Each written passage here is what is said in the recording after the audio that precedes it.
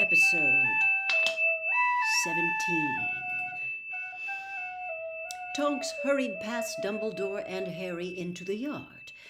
A few paces beyond the doorstep, she turned on the spot and vanished into thin air. Harry noticed that Mrs. Weasley looked troubled. "Well, I shall see you at Hogwarts, Harry," said Dumbledore. "Take care of yourself. Molly, your servant." He made Mrs. Weasley a bow and followed Tonks, vanishing at precisely the same spot. Mrs. Weasley closed the door on the empty yard and then steered Harry by the shoulders into the full glow of the lantern on the table to examine his appearance. "You're like Ron," she sighed, looking him up and down. "Both of you look as though you've had stretching jinxes put on you. I swear Ron's grown 4 inches since I last bought him school robes. Are you hungry, Harry?" "Yeah, I am," said Harry, suddenly realizing just how hungry he was. "Sit down, dear. I'll knock something up." As Harry sat down, a furry ginger cat with a squashed face jumped onto his knees and settled there, purring. "So Hermione's here?" he asked happily as he tickled Crookshanks behind the ears. "Oh, yes. She arrived the day before yesterday," said Mrs. Weasley, rapping a large iron pot with her wand. It bounced onto the stove with a loud clang and began to bubble at once. "Everyone's in bed, of course. We didn't expect you for hours. Here you are." She tapped the pot again. It rose into the air, flew toward Harry, and tipped over. Mrs. Weasley slid a bowl neatly beneath it just in time to catch the stream of thick, steaming onion soup. "Bread, dear." "Thanks, Mrs. Weasley." She waved her wand over her shoulder. A loaf of bread and a knife soared gracefully onto the table. As the loaf sliced itself and the soup pot dropped back onto the stove, Mrs. Weasley sat down opposite him. "So you persuaded Horace Slughorn to take the job?" Harry nodded, his mouth so full of hot soup that he could not speak. "He taught Arthur and me," said Mrs. Weasley. "He was at Hogwarts for ages. Started around the same time as Dumbledore, I think. Did you like him?" His mouth now full of bread, Harry shrugged and gave a non-committal jerk of the head. "I know what you mean," said Mrs. Weasley, nodding wisely. "Of course he can be charming when he wants to be, but Arthur's never liked him much. The ministry's littered with Slughorn's old favourites. He was always good at giving leg-ups, but he never had much time for Arthur. Didn't seem to think he was enough of a high flyer. Well, that just shows you, even Slughorn makes mistakes.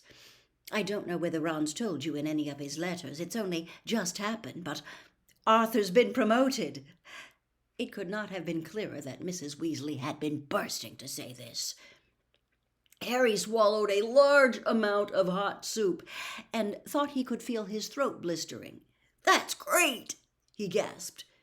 "You are sweet," beamed Mrs. Weasley, possibly taking his watery eyes for emotion at the news. "Yes, Rufus Scrimgeour has set up several new offices in response to the present situation, and Arthur's heading the office for the detection and confiscation of counterfeit defensive spells and protective objects. It's a big job. He's got 10 people reporting to him now." "What exactly—" "Well, you see, in all the panic about you-know-who, odd things have been cropping up for sale everywhere. Things that are supposed to guard against you-know-who and the Death Eaters. You can imagine the kind of thing. So-called protective potions that are really gravy with a bit of booba-tuba pus added. Or instructions for defensive jinxes that actually make your ears fall off. Well, in the main, the perpetrators are just people like Mundungus Fletcher, who've never done an honest day's work in their lives and are taking advantage of how frightened everybody is. But every now and then something really nasty turns up. The other day, Arthur confiscated a box of cursed sneakoscopes that were almost certainly planted by a Death Eater. So you see, it's a very important job, and I tell him it's just silly to miss dealing with spark plugs and toasters and all the rest of that muggle rubbish. Mrs. Weasley ended her speech with a stern look, as if it had been Harry suggesting that it was natural to miss spark plugs. "Is Mr. Weasley still at work?" Harry asked. "Yes, he is. As a matter of fact, he's a tiny bit late. He said he'd be back around midnight." She turned to look at a large clock that was perched awkwardly on top of a pile of sheets in the washing basket at the end of the table. Harry recognized it at once. It had 9 hands, each inscribed with the name of a family member, and usually it hung on the Weasleys' sitting room wall, though its current position suggested that Mrs. Weasley had taken to carrying it around the house with her. Every single one of its 9 hands was now pointing at mortal peril. "It's been like that for a while now," said Mrs. Weasley in an unconvincingly casual voice, "ever since you-know-who came back into the open. I suppose everybody's in mortal danger now. I don't think it can be just our family, but I don't know anyone else who's got a clock like this, so I can't check. Oh!" With a sudden exclamation, she pointed at the clock's face. Mr. Weasley's hand had switched to traveling. "He's coming!" And sure enough, a moment later there was a knock on the back door. Mrs. Weasley jumped up and hurried to it. With one hand on the doorknob and her face pressed against the wood, she called softly, "Arthur, is that you?" "Yes," came Mr. Weasley's weary voice, "but I would say that even if I were a Death Eater, dear. Ask the question." "Oh, honestly." "Molly!" All right. What is your dearest ambition?" "To find out how airplanes stay up." Mrs. Weasley nodded and turned the doorknob. But apparently Mr. Weasley was holding tight to it on the other side because the door remained firmly shut. "Molly, I've got to ask you your question first." "Arthur, really, this is just silly." "What do you like me to call you when we're alone together?" Even by the dim light of the lantern, Harry could tell that Mrs. Weasley had turned bright red.